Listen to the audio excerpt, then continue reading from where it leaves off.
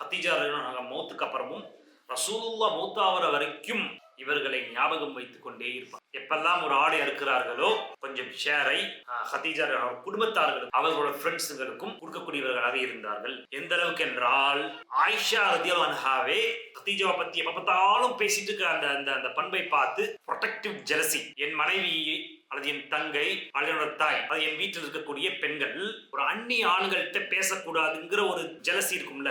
ஆயிஷா ரலியல்லாஹு சொல்றாங்க, எப்ப பார்த்தாலும் ஹதீஜா பத்தியே பேசிட்டு இருக்கிறீங்களே. ஆயிஷா ரலியல்லாஹு ஒருபோதும் ஹதீஜா பார்த்தது கிடையாது.